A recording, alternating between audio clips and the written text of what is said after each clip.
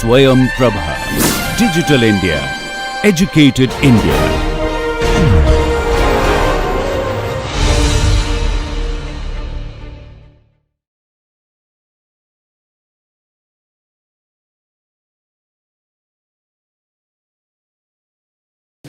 Hey, so welcome everybody. I am Mukul Joshi. I am Program Director of IITB Trust Lab.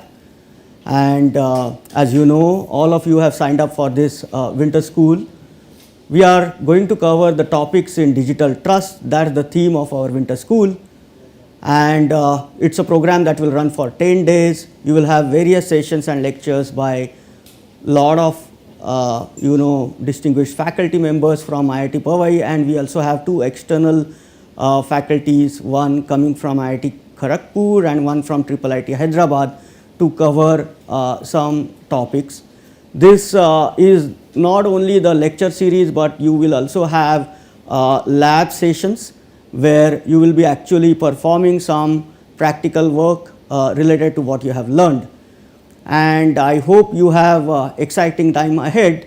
With that, I would like to just kickstart and introduce our guest speaker today, our keynote speaker, Mr. Nandakumar Saravade. Welcome, Nandakumar. Okay. Just to give a very small brief, he has been working as a CEO of Reserve Bank Information Technology Private Limited, which is a fully owned subsidiary of RBI. Before that, he worked as a CEO of Data Security Council of India. During 2013 to 2015, he was an independent security professional and cybercrime expert advising Ernst & Young and ICICI Bank. Till September 2013, he worked as a director of Citibank India. During 2008 to 2011, he worked as General Manager, Financial Crime Prevention Group, ICICI Bank. Till 2008, Mr. Saravade served with Indian Police Service.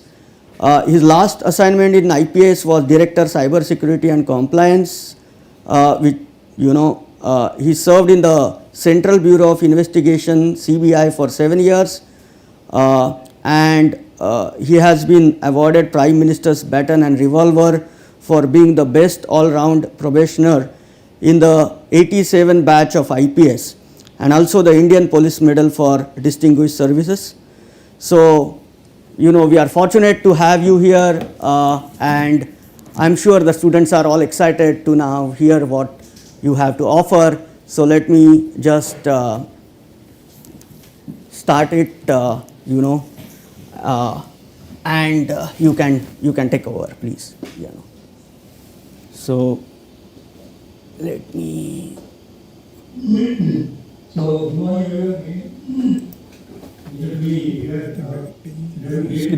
screen.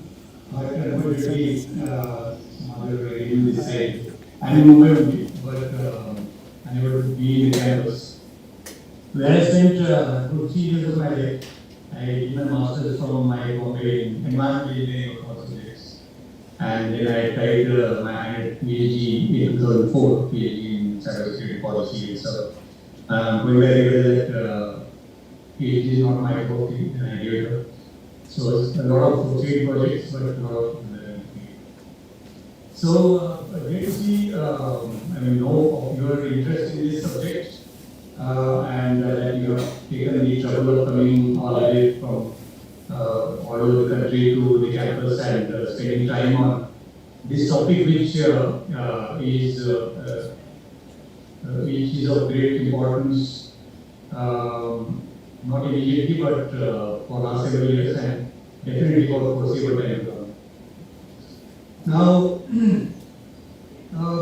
I would like it to be more interactive session, and we will be able to see the audience, because I actually wanted to pose some questions and understand your motivation of what you see as the issues, trust issues, digital trust issues, and how you think, which direction are the solutions in your point of view. So probably at some point of time we'll go around and take some questions. But let me start with some big picture kind of point of view. As you know, India is a great place which is, as they call, an ancient civilization, but a young country, young nation. Because the kind of modern institutions that we have awarded to ourselves through the Constitution are there for everybody's uplift and economic progress. And these are the institutions which also help us in dealing with coping with change firstly. Change factors, as you know, are very many. The largest one, I would think, is population growth, climate change, the state of education, and heightened expectations. So low expectations actually is a secondary factor, but heightened expectations mean people want to do more, expect more, and so on, and the standards is going up.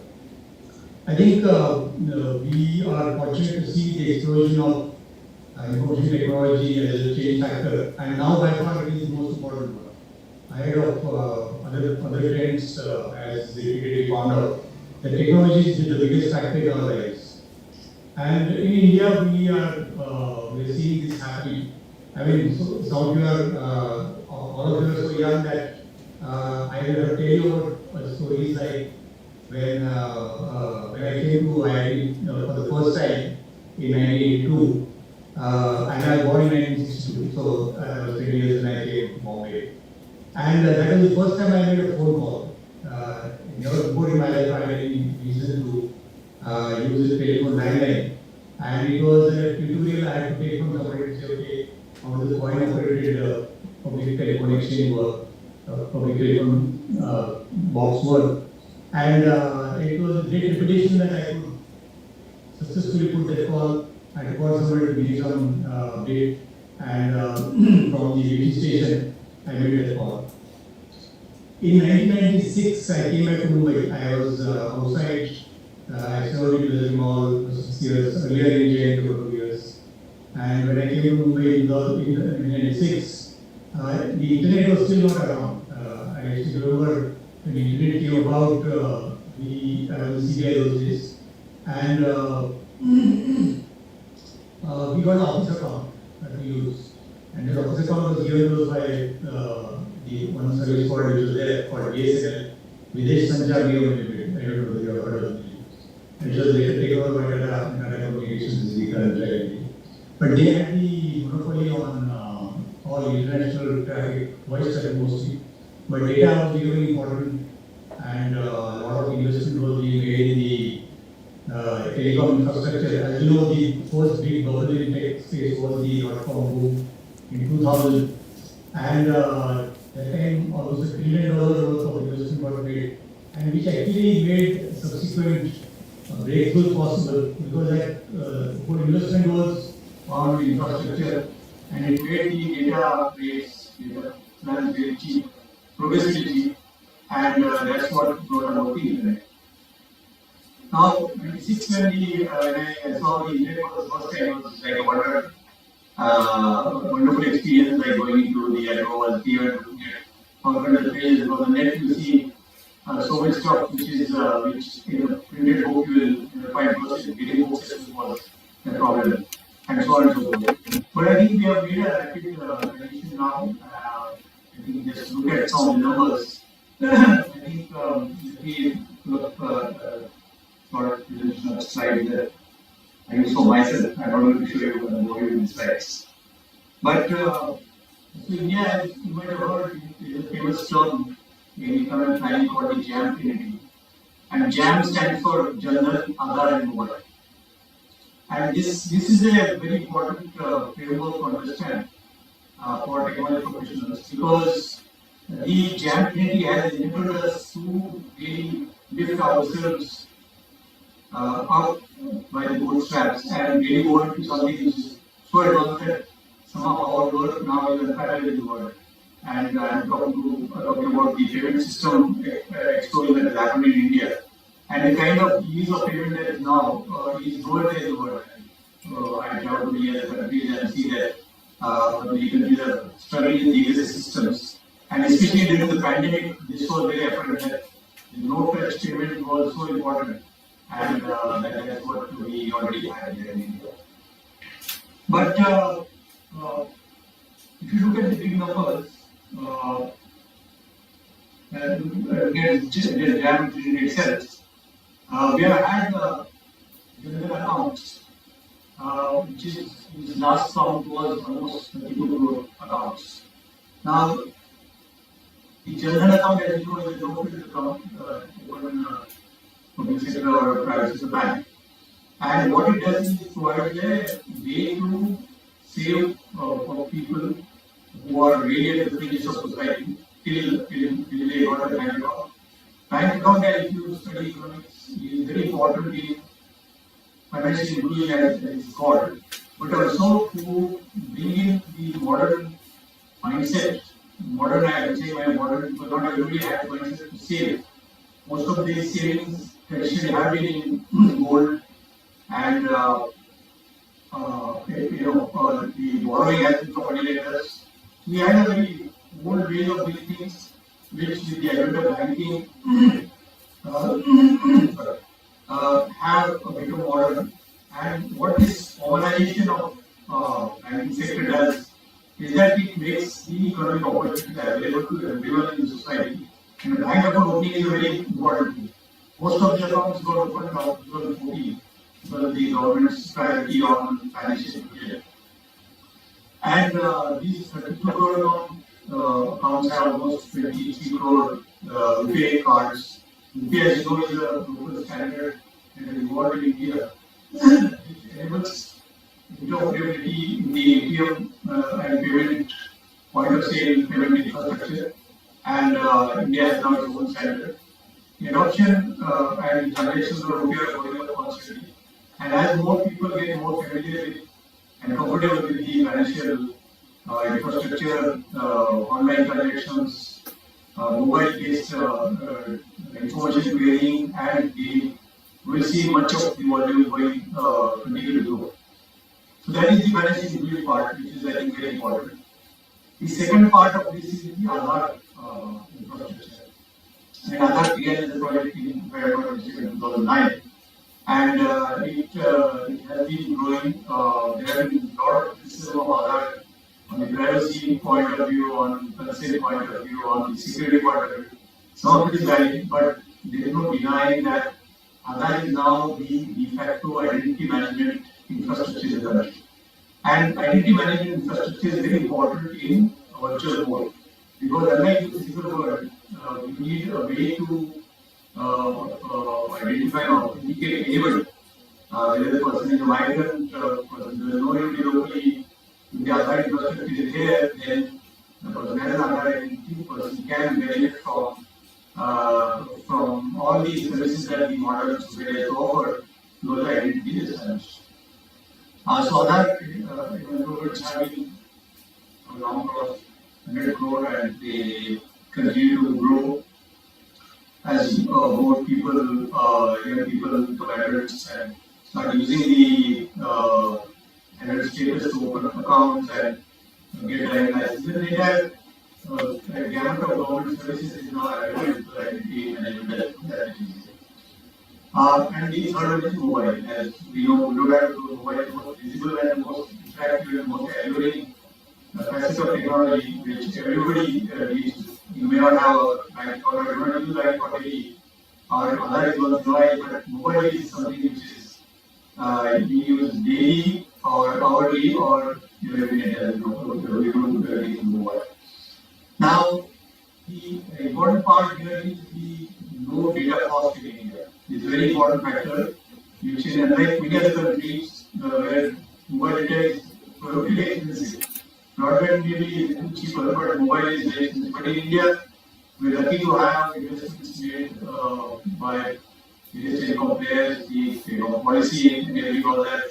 We have a fantastic infrastructure which now can provide our government service. I spent a long time in the government, 3 years in the Irrigation Department when I was living in Iraq, and 21 years in the Indian Police Service when I was looking at law and order and the crime investigation and economic crime and corruption and so on.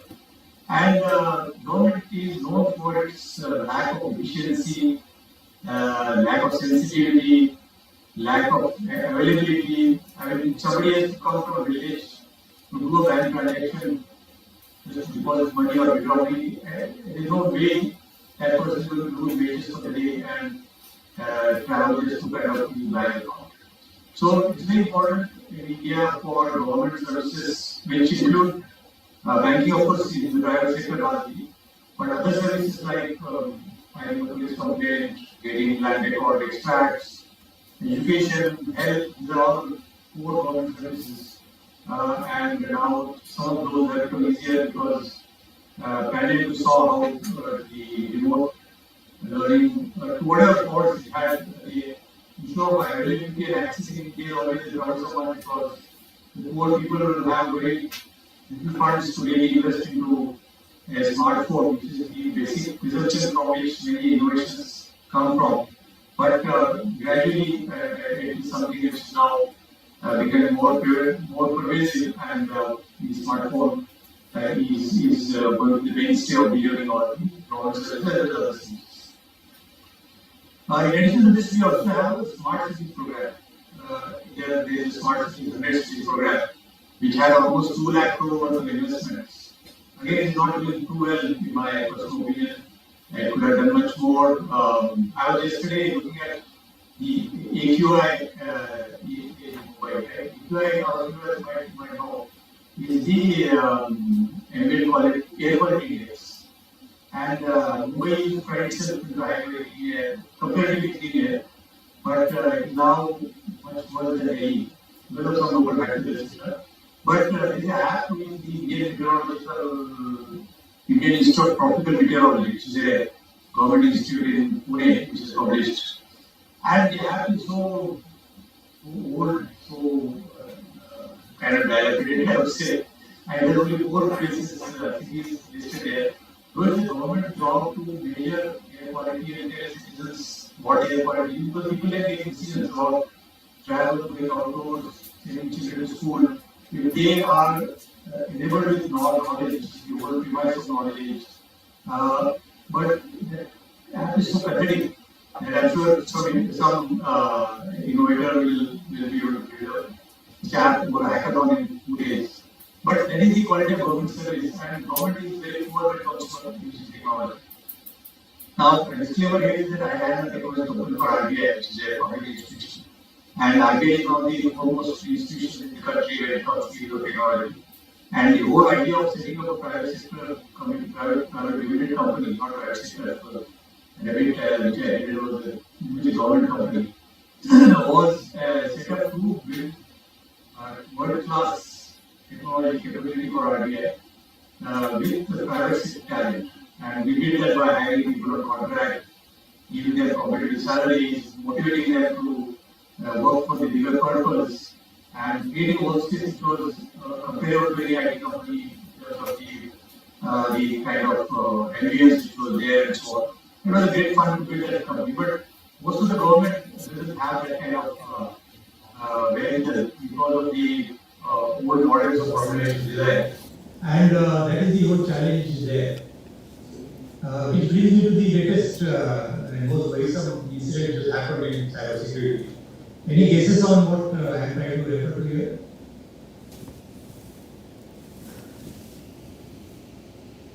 Anything which you have worried about in terms of cybersecurity incidents in India? Okay, I'm not going to give you, but let me tell you my worry. It is this All India Institute of Medical Services attack. And it is, I'll tell you some of the details which are not already read through. All India Institute of Medical Sciences has almost 4 crore people's medical records. And I'm telling you something I don't know anybody who is investigating the matter or whatever I read in paper, because I retired last year and I get a lot of my knowledge in media. But All India Institute of Medical Sciences had 4 crore medical records. People starting from the Prime Minister, President, Members of Parliament, famous people in Delhi, everybody has been to their aims. There is a de facto standard in medical care, great degree of excellence, a government institution which is really at the forefront of medical care. But lacking in the IT capability to guard the data of these 4 crore people. Now, as you know, the difference between financial data breach and medical data breach is very simple. In financial data breach, what is at stake is money, and of course, money is important. And if a poor person loses his life savings, then that's a big blow, and the person may not recover from it for several years. But most of the time, the breaches are become known, and the banks, what they do is they reset the credentials of the people. So, passwords can be reset. People can ask to go to the ATM and use the debit card to reset the pins, and the new cards can be issued if the cards have been compromised. Then there are card stealing attacks. And so financial data breaches actually don't result into that much of harm. Like medical data breaches, where the medical data cannot be changed. Like you are biometric, the device of biometrics is what you are. You cannot change what you are. And if you are, just take a edge case, somebody has a positive AIDS test, somebody is trying to get particular treatment, somebody has a medical condition which can be exploited, and I'm talking here about the political VIPs who can be exposed to, if they travel or wherever they are, to very subtle attacks on their health. And if somebody knows these medical profiles, medical test results, even changing diet can lead to anxiety. As you know, there are certain factors which can cause people to be not themselves, become anxious or become excitable and take wrong decisions and so on. So this is a very serious breach, and the worst part of this breach is that the systems were down. I don't know whether they have still restored or not for a very long time. Firstly, in cyber world, as you know, we have to assume that things will go wrong. We have to do our best to prevent, but amount of prevention is going to go. Famous quote, as you might have heard in cybersecurity, is that there are 2 kinds of companies or organizations: those which have been hacked and those who don't know that they have been hacked. So we have to assume that you will be hacked, you have been hacked, and you have to reduce the attack surface, you have to reduce the impact, you have to recover from the impact. The resilience aspect is so much more important now than it was a few years ago. And resilience requires, firstly, being situationally aware of what is happening, what has gone wrong, and how to contain it. As you might know, the famous metaphor in cybersecurity of a container ship, or sorry, not a container, tanker, super tanker, right? Super tankers, as you know, they are very large vessels which carry crude from base production to where they are refined. And these are tankers are built with compartmentalization. So even if one compartment were to be punctured for a kind of incident, the rest of the ship will still survive because these compartments are not connected to each other. So segmentation, you will hear of network segmentation in your course.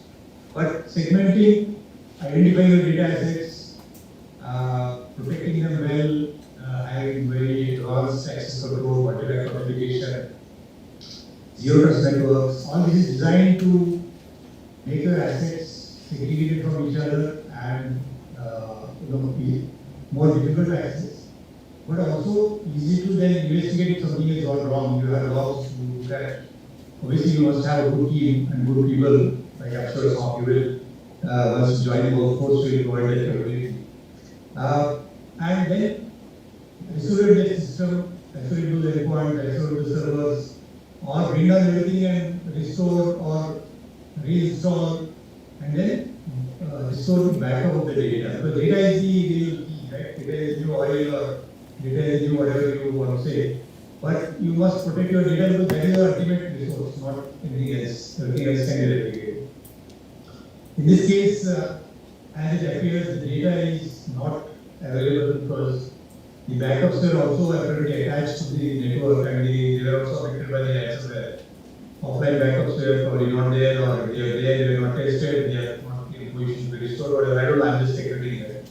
But this is not about AIDS particularly, it's about all attacks which are successful and what goes wrong in those attacks. And cybersecurity is a very complex and as it's called, wicked problem. The wicked problem is a problem which is not very easy to be solved. It has so many complex interactions within its components. If you try to fix one thing, other things will get affected and so on. The other thing about cybersecurity is also it's an adversarial problem. There is an adversary out there who is, in terms of knowledge, as or better probably equipped than the defenders. And the attackers really are well networked, they learn from each other, they get trained, they recruit very aggressively with stock options or whatever you have. A lot of money is available for making people go to the dark side. There are nation state actors who keep these bad actors on their payrolls because it's a legitimate requirement, right? If I want to attack Pakistan, I don't want a detail to come to my agency, I will hire somebody and then tell them to go and find out. So it's not a very easy problem, that's why it's called a wicked problem. There are always competing motivations and competing priorities which are there. So the only thing which can be done is to defend well, and I think that is where a lot of the talent will go, a lot of the opportunities are. And it's not as if nothing is being done. A lot is being done, new technologies are being rolled out, they are being integrated with the infrastructure, regulators are becoming smarter in telling their regulatory entities to install all this technology. But technology is just one part of it, right? Technology is one part of the three or more multi-part solution. Technology is very important, and more technology is not always welcome, but more technology will help, more advanced technology. But it is also people and process problem. So people, because most of the attacks happen through phishing attacks, and these are directed towards the employees of the enterprise. And the employees have their day-to-day jobs to do, they are not very keen to learn about security. Who wants to know about security, right? If you are not wanting to make security as a career or if you don't have aptitude, you are more interested in downloading some wallpapers and some gifs and using them and sending them across, not really saying what can be behind this very attractive artifact. But so that is the problem. But within the people problem, there are also multiple layers of it, right? Because of the big picture factors here, decision makers have to be aware of cyber risk, and most societies will have very old people as decision makers. As you know, the old people have the capital savings and they run the company, they are the boards, they become the CEOs. So they have very little time, because all the time is spent running, operating, earning money and enjoying money or whatever. But they come to know of risks only when risks have already become very severe and sometimes become uncontrollable. Which is where the role of regulators comes in. Regulators have to study, leading indicators as their fault, and these indicators are arriving, they have to study, and they have to be analyzed, intelligence has to be drawn, and then act upon. You might have heard a famous speech by Steve Jobs, right? You can connect the dots looking backwards, but life should be forward. So that is the job of the regulator. They don't have the luxury of looking back, but always look ahead. Regulators, governments, and so on. But the regulators have the job of describing things to be done for regulated entities. Famously, the financial sectors are the regulated ones because financial sectors are interconnected. What happens in the US, the subprime crisis can come and hit India. If not immediately later, it really brought down the Western economies of the knees for several years, and the effects are still being felt. The financial regulation is very, very important. But there is also, as we see now, is medical regulation, not medical regulation, but medical security regulation becomes important. So cybersecurity regulation becomes important. As you might know, in India we have CERT, which is the agency, Computer Emergency Response Team of India, is the team which is supposed to look at incidents as they are happening. It is meant for emergency response, but it does not all the work. And but in India we have not done a really great job. Again, I am giving my personal opinion of really dealing with the cybersecurity problem from a institutional design point of view. So if you look at other countries, I take for example of UK. There is the National Cybersecurity Center there. which is single point authority, gets the required budget, run the programs, do the necessary audits, provide advisories, do incident response, do threat hunting, do advanced programs to build industry-specific capabilities. See, as you know, learning doesn't happen just by issuing a law or maybe passing a law and issuing a regulation. Learning happens when people who are peers sit together and exchange their day-to-day problems. And this requires creating very vertical specific bodies. For example, healthcare security cybersecurity is very different from banking cybersecurity. And the experience of a bank CISO is not going to be useful in healthcare because the assets are different, the budgets are different, sometimes devices are different. There's a lot of operational technology in healthcare, but also in other walks of life, like say nuclear power sector. And the operational technology security is also another big problem. As you know, the Stuxnet thing which happened many years ago, still he cited an example of what can go wrong with operational technology. And that is a area where itself with more IoT coming in, more robotics being implemented, more AI to power all the malicious activity, the problems are going to just scale up. So coming back to the institutional framework which is there in India, we have CERTIN, which is one body, is also National Critical Information Infrastructure Protection Center. I wish they changed the name, it was too much of a mouthful, but it's called ACIITC, which is also there for critical sectors. And if you look at their mandate, they are supposed to look at strategically important institutions also, right? AIMS to be a strategically important institution, right? But nobody had thought of it till the attack hit them. So the whole area of security planning, security architecture is all about looking at what has gone wrong already, what has gone wrong elsewhere in other countries, what can go wrong. Take at the whole military history kind of thing and look at how adversaries maneuver and gain advantage. So it's a lot of strategic stuff, and that is where eventually probably some of you should work to design things well so that they don't get suffered downstream. So that is the way things are. We have had a law passed in 2000 for the Information Technology Act, which makes unauthorized access a crime by itself, which is not something which is there in the physical world. Physical world has trespass. If somebody comes into my house or information, there is a crime there. But accessing somebody's digital assets can be criminalized. That is criminalized. We are also looking at the data protection law, which is important from protecting personal data. And personal data is important to protect because all of us worry about where our data is going to be stored, who's going to look at it, how it will be misused. And we have seen this happen in already, like your junk box is full of mails which come to you. I mean, a few years back I bought a flat on installments, and the moment the registration happened, I started getting mails on all kinds of real estate related stuff. So definitely my information leaks from somewhere, and out there, and I will continue to have to keep because I look at my junk folder, right? The estate mails do not go there, and I have to miss it. So I do look at my junk folder from there, and it's full of real estate, vacations, wherever I have given my mobile number or mail ID, it has been stolen, it has been sold, and it is out there.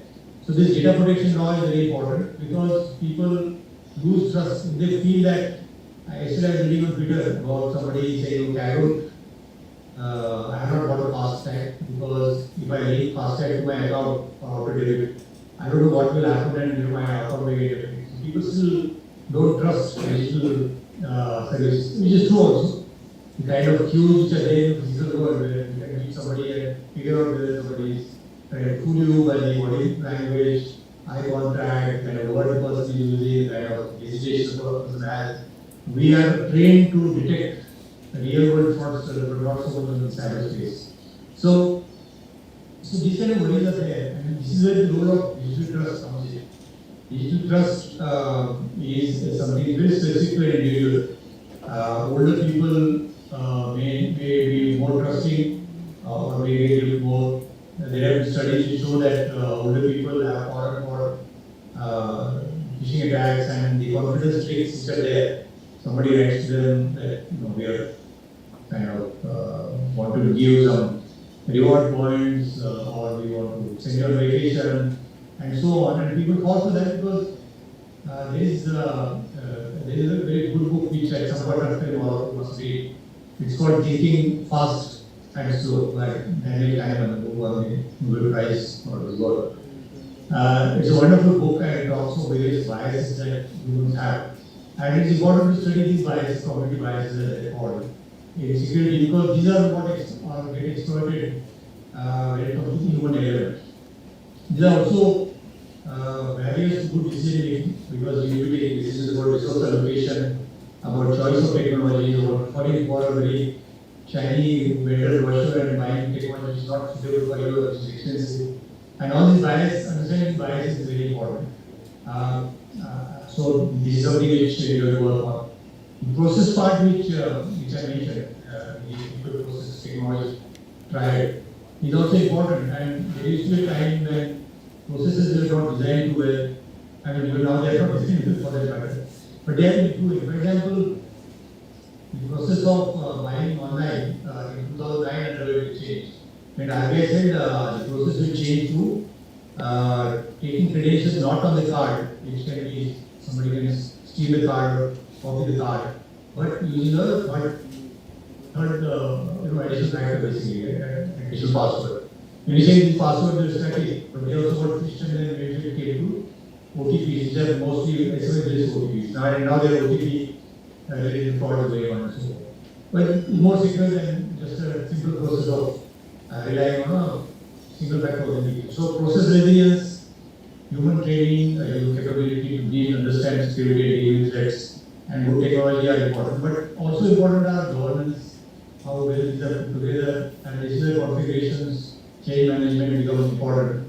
All of this stuff you will learn when either here or when you join a workplace that cybersecurity is a fascinating area. I'm not trying to scare you about it. You are already brave enough to join this program, so I'm sure you're not going to be scared by the horror stories. But this is a really exciting area, and I joined cybersecurity long back. I remember in 1998 there was a case which I had done where the data lines were being used to bring in voice traffic. And it was causing loss to BSNL because that time a single minute of call would cost 80 rupees per minute. And they were losing a lot of revenue because a lot of traffic had become voice traffic. Voice over IP traffic. And now, of course, we take it for granted we have video call and FaceTime and WhatsApp calls and so on. Nobody worries much about it, but those days was a big deal. So 98 onwards, I have been looking at cybersecurity. It's kind of fascinating how the advent of mobile technology, the proliferation, expansion of the user base, the kind of attacks which happen, the kind of sophistication which is there, is very fascinating. As a security professional, it's a very fulfilling job to deal with these threats, outwit the adversary was number one. Number two, protect people who need that kind of help. And thirdly, to work on the big purpose where we're looking at financial inclusion, economic progress, and I mean, just look at the way people at the lowest bottom of the pyramid are using, right?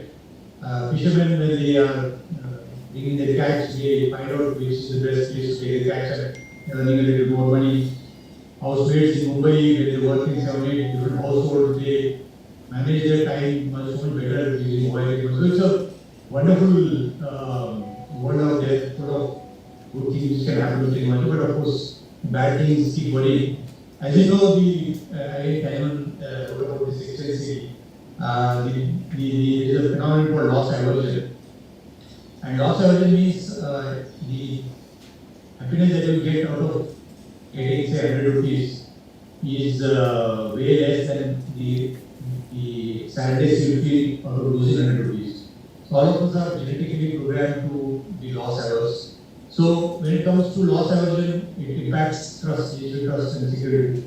And this is where if we can demonstrate, we can build good systems, we can harden the human population itself to say, okay, this is how frauds happen, be careful, be curious, be skeptical, And this can be done over a period of time. I had a friend who was working in Carnegie Mellon long time back in 2007, 2008, on his PhD on how to train people better. And the hypothesis was very simple. People learn only when there is a teachable moment. Otherwise, they don't have time to really allocate resources to learning. And they can be made, this teachable moment can be created if they are exposed to game, gamification, everybody wants to play game, right? And then they are taught how careless behavior or lack of understanding can lead to loss. This is a loss average can put to use. But there is fascinating combination of learning theory, video graphics, gamification, enterprise campaigns on how to train people. Now, most organizations do phishing campaigns, inter-phishing campaigns, find out who are the careless ones and how cleverly they can be fooled, and then training them further. So, it's an ongoing process to improve things. And security, of course, a lot of politics for this can be very satisfying here. Of course, it is currently it is highly paid career. There are at least a million opportunities, job postings open out there. People are getting multiple job offers. It is a challenge to Indian academic for 5 years, and we do our best to ensure that we got the right people and we able to retain them. And that's a problem to solve by itself. But as people go into better workforce soon, you will find so many good jobs and over the next several years that it will be rewarding itself. So in many ways, so I congratulate you for taking time to come to IIT, which is like a wonderful place to spend time, be on the campus, go around. This whole place is so full of knowledge, and the motto is Jnanam Paranam Param Deyam. So keep that as your motto for this 10 days. Learn as much as you can, and then sure it will let you in the journey. So I will stop here. It's kind of I already so very good. I have kind of covered most of the things I want to say. I would really love to talk to you, answer your questions this time, but otherwise I will hand it back to you. Are there any questions? Sure. So maybe I'll just probably you can just stand up and I'll repeat the question so that he can get it. Okay. Good morning, sir. I'm Gaurav. I'm a PhD scholar in National Forensic Science University, and my question is related to data privacy. So the way I understand data privacy is that we have a lot of laws, and sometimes it becomes an afterthought. Like maybe we'll add some encryption, maybe we'll look at libraries where we are leaking some sensitive data. Do you feel that shifting privacy to the left, maybe thinking of privacy within the life cycle of developing a software, like we have secure software development life cycle, but so far in my limited experience, I have not seen privacy incorporated during the development of said software. Do you feel incorporating privacy during the development phase would be more important or would be more helpful in preventing data breaches? Okay. So I guess I will have to repeat the question for you, Nandakumar. So we have Gaurav here. He is a PhD student from National Forensic Science University. Gaurav's question is, the way we deal with privacy is mostly, the later in the stages when the issues are faced and we deal with the data and then the data privacy and so on. But his observation and his question is, typically it's not seen that privacy is taken into consideration during the system design itself. So design for privacy is not a paradigm, and his question is, should that happen, should that start happening? Is it relevant, or or the current way where most probably privacy related efforts happen after the systems are built is an okay way to go ahead? So I think it's a very important question, and the answer to that is that it's of course, as I said, it's important to make things secure by design, and also privacy, which is a slightly different problem, to build privacy into the design. And it's a evolving journey in India. The awareness of privacy in India was always very low, so you find people that commuting by train, you can overhear people talk about salaries and medical problems, and also people don't have the privacy culture which is there in the West, which is very individualistic society. We are more of a collectivist kind of society, so we cannot share a lot of information. But in digital age, it is important to keep privacy in mind. And if you see the literature on privacy in India, privacy regulation in India, there is an excellent report by Justice Sri Krishna Committee which talks about privacy by design. And actually, the previous bill had mention of privacy by design as a principle to follow by all organizations. And if you see privacy by design, there are several principles about how privacy by design can be ensured. And there was an expectation that all organizations will review their existing services and build new services, incorporating privacy by design. So it is very important to have this. I'm sure organizations will keep that in mind and adopt that approach of privacy by design. I know many organizations are already doing it. And it will come the expansion of privacy enhancing technology. There are many technologies which can help in meeting the expectations of privacy, and those will also will find more proliferation.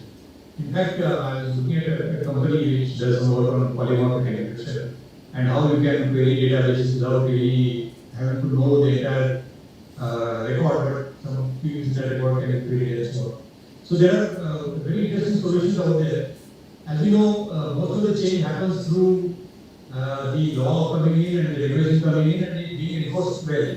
So I'm sure this will happen soon, and we'll see more respect for privacy in India also, because now we are becoming a society which is operating remotely in its consumption, production, consumption of services and goods, and we will follow the same principle. But I agree with you. Privacy by design is a very important principle to be incorporated when things are being designed and they are being configured and they are being operated.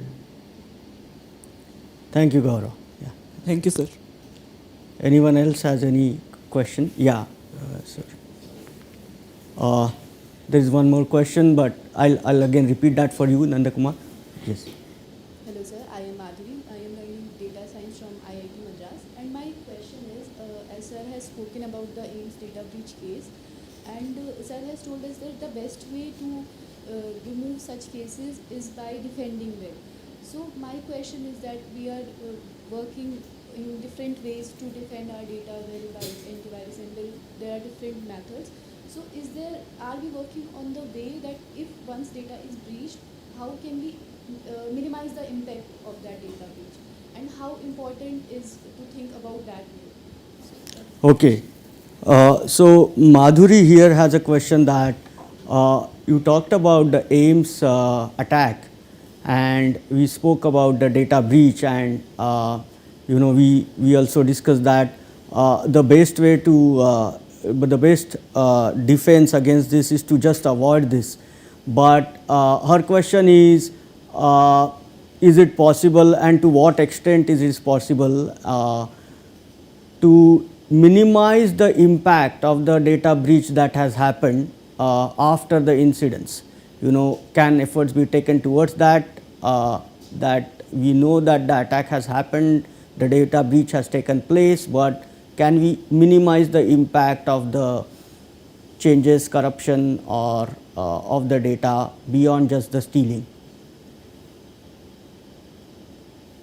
Right. So again, AIMS is, I hope, is outlier because it's such an important institution and it has such large data store that it's a very big case. But if you look at the Ayushman Bharat scheme, or there is a national scheme which I hope I get it correct, where the data is not sought to be aggregated. Unlike many government schemes, other in particular, the data is in a centralized store, and anything very particular. The data is more than it's big, in fact. Whereas in the design of the how medical records should be kept and exchanged, I think the design is a distributed design. So that's a good design principle again, I think. But coming back to once the breaches happened, I think as I already mentioned, remediating a medical data breach is difficult.